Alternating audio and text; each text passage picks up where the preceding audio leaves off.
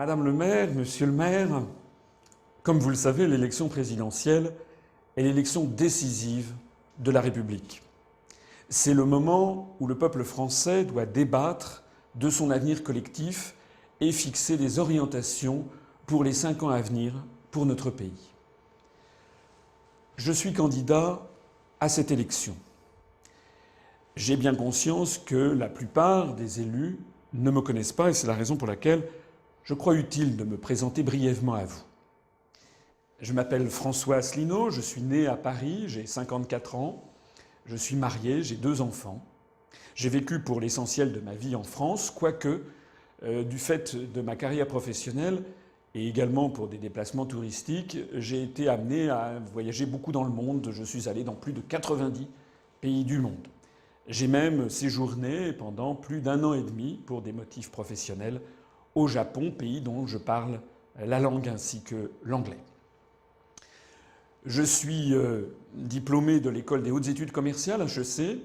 J'ai ensuite présenté et réussi le concours d'entrée à l'École nationale d'administration, à l'ENA, dont je suis sorti 2e de la voie d'administration économique en 1985 pour entrer à l'Inspection générale des finances, grand corps du ministère de l'économie et des finances.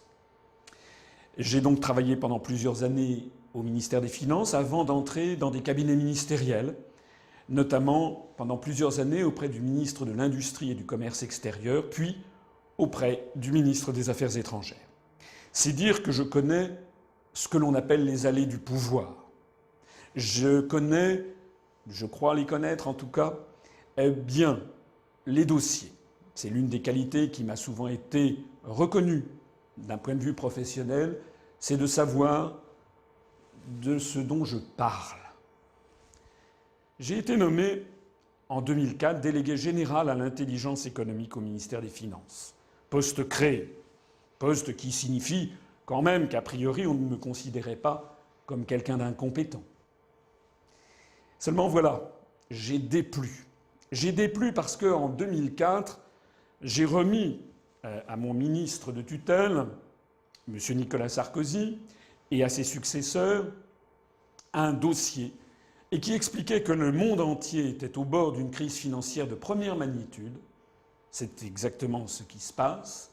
J'ai annoncé que l'ensemble du monde occidental était en train de se désindustrialiser de façon tragique au profit des nouveaux pays en voie de développement et en particulier de ces pays d'Asie dont je disais tout à l'heure que je les connais bien. Et enfin parce que j'ai annoncé dès juin 2004 que l'euro de toute façon finirait par exploser, comme d'ailleurs ont toujours explosé toutes les monnaies plurinationales de l'histoire. Je n'ignorais pas, bien entendu, que ces analyses, qui étaient des analyses confidentielles, n'étaient pas faites pour plaire à mes supérieurs hiérarchiques. Mais sommes-nous là pour plaire ou sommes-nous là pour dire la vérité ? J'ai choisi la vérité. Du coup, ma fonction a été supprimée et l'on m'a prié de regagner mon corps d'origine, l'Inspection générale des finances. Cette péripétie m'a conduit, le 25 mars 2007, jour du 50e anniversaire de la signature du traité de Rome, à fonder un parti politique nouveau, l'Union populaire républicaine, qui s'adresse à tous les Français, quelles que soient leurs origines sociales ou ethniques, quelles que soient leurs convictions religieuses ou leurs convictions politiques. C'est un rassemblement provisoire, qui n'a donc pas vocation à s'éterniser, mais le rassemblement de tous les Français qui veulent sauver la France et rétablir notre démocratie. Et comment cela ? Eh bien, il n'y a pas 50 solutions. On ne pourra pas rétablir la démocratie en France si l'on reste dans le cadre d'une Union européenne où il y a 27 États, bientôt 28, où la France pèse moins de 4% et où l'ensemble des lois et règlements qui nous sont imposés sont contraires souvent à nos intérêts nationaux et très souvent encore à ce que souhaite la majorité des Français. Tout le drame est là. Nous sommes dans une situation où vous voyez défiler dans les grands médias nationaux des hommes et des femmes politiques de différentes tendances qui promettent aux Français des choses qu'ils ne pourront pas mettre en œuvre parce qu'elles sont contraires aux traités européens. Ceux qui vous promettent, par exemple, qu'ils vont lutter contre les délocalisations ou favoriser la réindustrialisation de la France, omettent de dire aux Français qu'ils n'en ont pas le pouvoir, puisque c'est contraire à l'article 63 du traité sur le fonctionnement de l'Union européenne qui organise les délocalisations. Ceux qui vous disent qu'ils vont taxer les produits venant de l'extérieur de l'Union européenne vous mentent, parce que c'est tout à fait contraire à l'article 32 sur le traité du fonctionnement de l'Union européenne. Et c'est contraire également avec le fait que le tarif extérieur commun de l'Europe est en réalité décidé par la Commission européenne et négocié par un commissaire européen à l'Organisation mondiale du commerce, non seulement pour le compte de la France, mais des 26 autres États. Ceux qui vous disent qu'ils vont sauver les services publics vous mentent, parce que c'est contraire aux grandes orientations de politique économique fixées par la Commission européenne, notamment par le rapport du 8 mars 2003 de la Direction générale des affaires économiques et monétaires.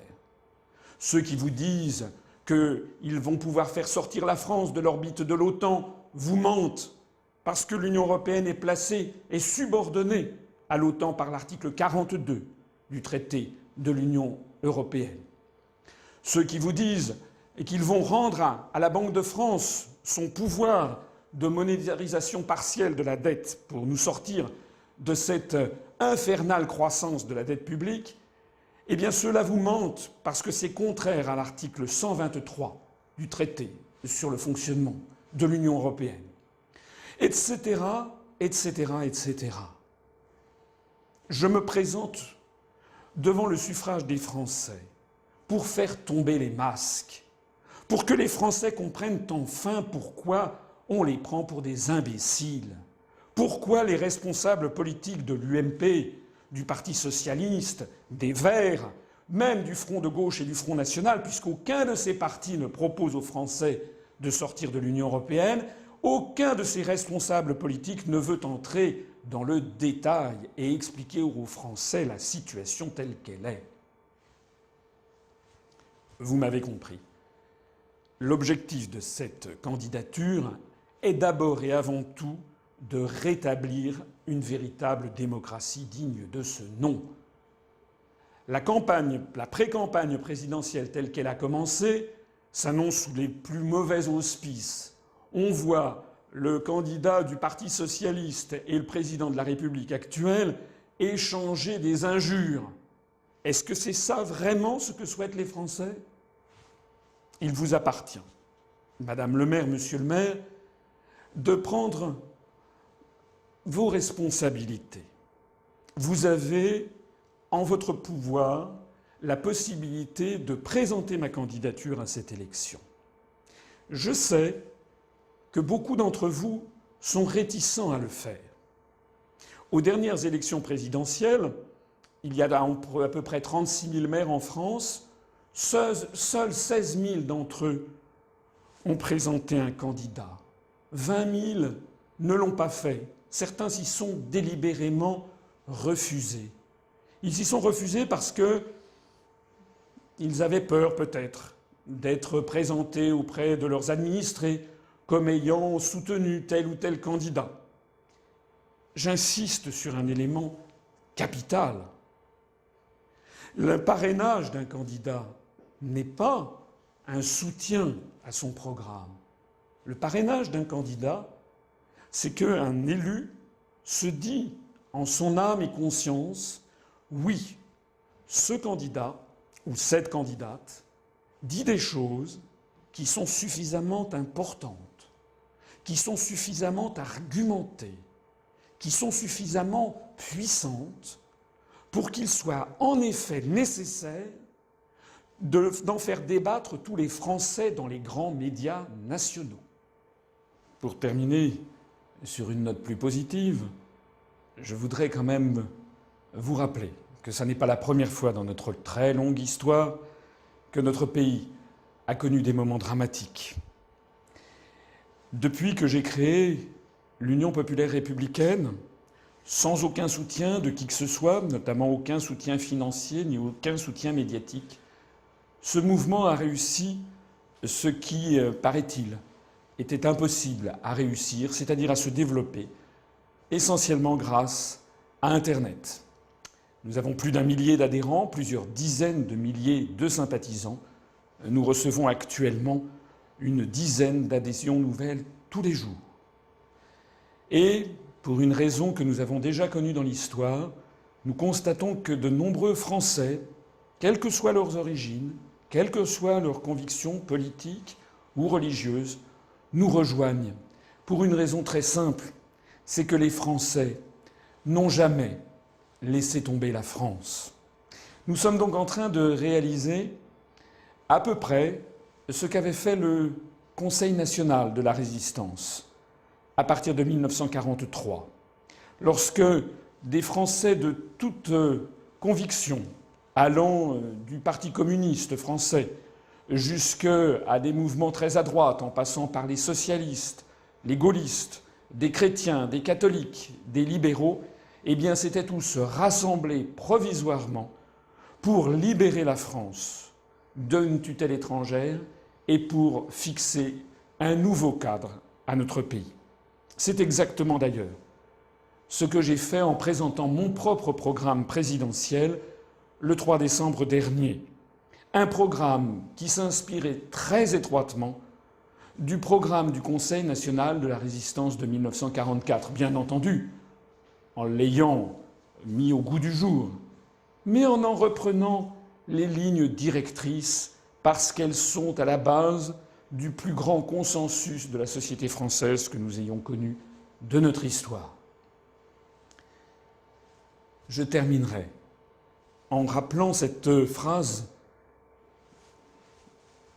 merveilleuse de Charles de Gaulle dans son discours d'Alger de 1943, au moment même justement où se mettait en place le Conseil national de la Résistance.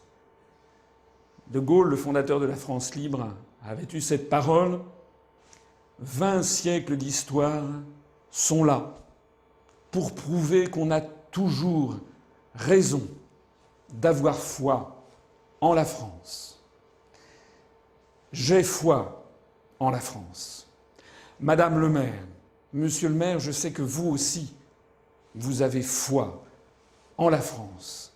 Eh bien, je pense qu'en votre âme et conscience, si vous étudiez de façon approfondie mon programme présidentiel, vous comprendrez qu'il est nécessaire de m'apporter votre parrainage pour que je puisse présenter aux Français un programme à nul autre pareil et permettre aux Français de débattre d'une réorientation profonde de la politique de notre pays afin de sauver la France. Je vous remercie.